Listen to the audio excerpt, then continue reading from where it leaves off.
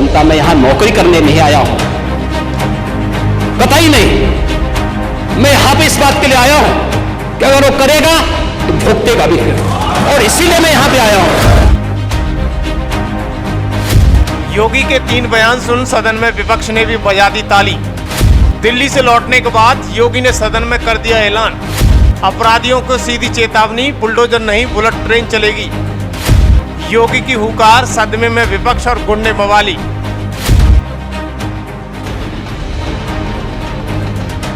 आपने सीएम योगी की बहुत सारे पुराने वीडियो देखे होंगे और बोलते हुए भी देखा होगा, जो भी सुरक्षा में सेंध लगाएगा अगले चौराहे पर उसका इंतजार यमराज कर रहा होगा। इतना सुनने के बाद भी मोहसिन जैसे लोग सुधरने का नाम नहीं ले रहे, आए दिन घटना को बिना भय के परिणाम दे रहे हैं। लेकिन सीएम योगी भी कहां चुप रहने वाले हैं। जो उन्होंने जनता से वादा किया है उसे पूरा करने में जरा भी देरी नहीं करेंगे। किसी बेटी के साथ अगर किसी ने छेड़छाड़ करके उसकी सुरक्षा में सेंध लगाने का कार्य करे क्या, तो अगले चौराहे पर उस सोहदे का इंतजार यमराज कर रहा होगा।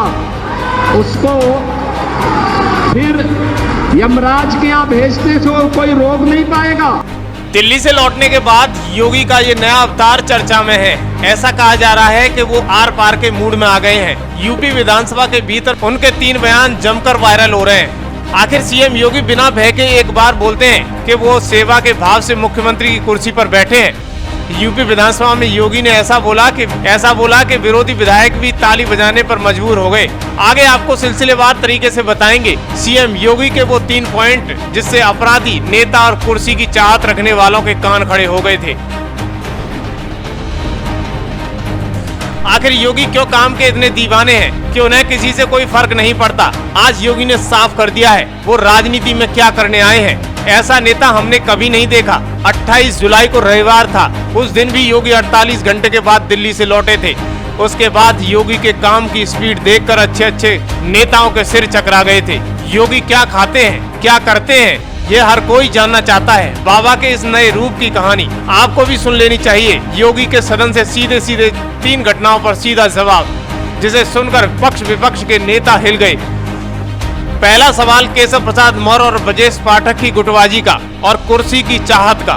दूसरा प्रकरण लखनऊ के उन सौदों को जिन्होंने एक महिला को सरेआम छेड़ा। और तीसरा सपा के नेता मोइन खान का, जिसके लिए सीधा संदेश, बुलडोजर की भाषा समझे तो सही, नहीं तो बुलेट ट्रेन चलेगी। योगी शांत नहीं, गुंडे मवालियों को शांत करने आए हैं। डंग की चोट पर शांत करेंगे। योगी के विधानसभा के बयानों के अलग अलग मायने निकाले जा रहे हैं। गुरुवार सीएम योगी करीब 12:30 बजे पहुंचे। उसके पहले उन्होंने लखनऊ के गोमती नगर में महिला के साथ छेड़छाड़ के बाद गोमती नगर थाने को सस्पेंड कर दिया। चौकी प्रभारी को भी हटाने का आदेश जारी कर दिया। डीसीपी, एडीसीपी और एसीपी पर भी कार्रवाई की गई। इसके साथ 3 पुलिसकर्मियों को भी निलंबित कर दिया गया। इस आदेश के बाद वो सदन में पहुंचते हैं। योगी का नया अवतार था, लोग देख रहे थे। योगी आदित्यनाथ बोलने के लिए खड़े होते हैं। महिलाओं के मुद्दे पर योगी का तेवर देखा जा सकता है। योगी आदित्यनाथ का तेवर ऐसा था कि विरोधी भी सहम गए थे। कल की जो गोमती नगर की घटना है, उस घटना में भी हम लोगों ने जवाबदेही तय की है। उसके अपराधियों की सूची भी मेरे पास आई है। ये अपराधी हैं। पहला अपराधी है पवन यादव, दूसरा अपराधी मोहम्मद अरबाज। ये सद्भावना वाले लोग हैं, यानी सद्भावना। अब इनके लिए सद्भावना ट्रेन चलाएंगे, इनके लिए बुलेट ट्रेन चलेगी, चिंता मत करो। और उस बुलेट ट्रेन की तैयारी की जा रही है। वो सदन में डंके की चोट पर कहते हैं, मैं यहाँ कोई नौकरी नहीं करने आया हूँ, मैं कोई मान सम्मान की लड़ाई लड़ने नहीं आया हूँ। मुझे प्रतिष्ठा चाहिए तो मेरा मठ काफी था। यहाँ से ज्यादा सम्मान वहाँ आज भी मिलता है। और योगी आगे बढ़ते हैं और क्या कहते हुए नजर आते हैं। आपको बुलडोजर से डर लगता है, लेकिन ये निर्दोष के लिए नहीं है, उन्हीं अपराधियों के लिए है जो प्रदेश के नौजवानों के भविष्य के साथ खिलवाड़ करते हैं, जो प्रदेश के व्यापारी और बेटी की सुरक्षा में सेंध लगाने का काम करते हैं, जो प्रदेश के अंदर अराजकता पैदा करके सामान्य लोगों का जीना हराम करते हैं। मेरा दायित्व तो बनता, मैं यहां नौकरी करने नहीं आया हूं, कतई नहीं। मैं यहां पे इस बात के लिए आया हूं कि अगर वो करेगा तो भुगतेगा भी फिर। और इसीलिए मैं यहां पे आया हूं कि हम लोग उससे लड़ेंगे। ये लड़ाई हमारी सामान्य लड़ाई नहीं है, ये प्रतिष्ठा की लड़ाई भी नहीं है। मुझे प्रतिष्ठा प्राप्त करनी होती है तो मुझसे से ज्यादा प्रतिष्ठा अपने मठ में मिल जाती है, कोई आवश्यकता नहीं मेरे लिए। लेकिन इस प्रकार के गुमराह भरे तथ्यों को लेकर क्या बातें हैं। और बारी आती है हर रोज के झगड़े को खत्म करने की, जिसको लेकर पार्टी के अंदर ही घमासान था। उस मुख्यमंत्री की कुर्सी का जो हर रोज साथियों द्वारा उछाली जाती है। अपराधियों को फरमान सुनाने के बहाने योगी ने अपने बगल में बैठे केशव प्रसाद मौर्य, ब्रजेश पाठक को सीधा समझा दिया। उनके लिए मठ और मुख्यमंत्री की कुर्सी का क्या फर्क है। सीएम योगी का सीधा संदेश है कि मैं गुंडे, मवालियों और अपराधियों को सबक सिखाने आया हूं, जिसके लिए बुलडोजर भी चलेगा और बुलेट ट्रेन भी चलेगी। अब इनके लिए सद्भावना ट्रेन चलाएंगे,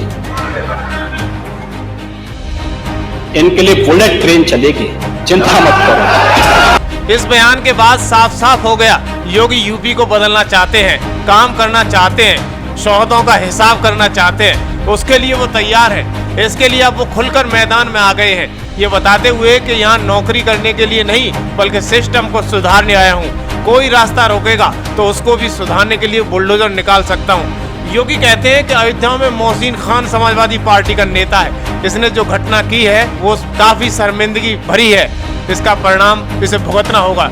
ये शब्द उनके मुंह से सुनते ही विरोधियों की सांसें अटक जाती हैं। यानी अयोध्या में मोहसिन खान समाजवादी पार्टी का नेता, जिसने 12 साल की मासूम के साथ गलत कार्य किया, चाचा कहने वाली बेटी के साथ गलत काम किया, उसे छोड़ा नहीं। 2 महीने के बाद परिवार को पता चला कि बेटी पेट से है, हंगामा खड़ा हो गया। योगी ने कसम खाई ऐसे अपराधियों पर बुलडोजर के साथ साथ बुलेट ट्रेन भी चलेगी और उसे कोई नहीं रोक सकता। फिर क्या था, जैसे ही सीएम योगी की तीसरी आंख सदन में खुली और विपक्षी नेताओं की पोल खुलती हुई नजर आई, वैसे ही नेताओं ने धीमे धीमे किनारा करना शुरू कर दिया था। अयोध्या में मोइन खान जो समाजवादी पार्टी का नेता है, अयोध्या के सांसद की टीम का सदस्य है, 12 वर्षीय एक नाबालिग बच्ची के साथ दुष्कर्म का कृत्य में शामिल पाया गया। अभी तक समाजवादी पार्टी ने उसके खिलाफ कार्रवाई नहीं की है। मैं ये नहीं समझ पा रहा हूं कि ये सब क्या है। अब क्या ये कोई समाजवादी पार्टी ना बोले? आपका एक्टिव मेंबर है, आपके सांसद के साथ बैठ रहा है, खा रहा है, उनके साथ। यानी योगी सदन में थे, आज वो मान कर आए थे कि आज सदन को शिमला बना देंगे। जो सदन में लगातार सरकार पर सवाल खड़े कर रहे थे, उनके मुंह पर ताला लगा देंगे, क्योंकि योगी विरोधी और यूपी के सरकार विरोधियों का हिसाब कर रहे थे। योगी का ये रूप देखकर सदन में बैठा हर विधायक ये समझ गया था कि बाबा आज फुल फॉर्म में है, आज हिसाब करके ही दम लेंगे। यानी आज के बयान को देखते हुए बीजेपी की फुल बैटिंग करने की पूरी पावर सीएम योगी के हाथ में है। किसी ने जरा भी गलती की तो परिणाम बुरे होंगे। विपक्ष में बैठे अखिलेश यादव और राहुल गांधी 2027 का सपना देख रहे थे, लेकिन आज योगी ने उनको भी जवाब दे दिया, सभा को सपाचट कर दूंगा। जैसे ही योगी ने जब कहा, वैसे ही सदन में जय श्री राम के नारे गूंजने लगे। योगी का ये बदला बदला अंदाज काफी वायरल हो रहा है, लेकिन आपने देखा होगा योगी दिल्ली से लौटने के बाद योगी बदल चुके हैं, क्योंकि कहीं ना कहीं बीजेपी को पता है कि यूपी नहीं दिल्ली तक की कुर्सी पर योगी ही एकमात्र विकल्प है जो इसे सुधार सकते हैं, गुंडे मवालियों को हिले लगा सकते हैं। अब आरएसएस भी हो या बीजेपी हो, योगी को खुली छूट दे दी है। जैसे सुधारना है वैसे सुधारो, लेकिन यूपी को सुधारो, अपराध मुक्त करो। पार्टी नेता और संगठन का सीधा संदेश है, मुख्यमंत्री रहेंगे। इसके बाद योगी का चेहरा साफ बता रहा है, वो जो करने जा रहे हैं उससे हर हाल में यूपी में भूचाल आ सकता है। लेकिन इसका प्रभाव क्या होगा, ये भविष्य के गर्त में है। आपकी क्या राय है? गुंडे मवालियों और शोहदों को योगी सही इलाज कर रहे हैं या नहीं?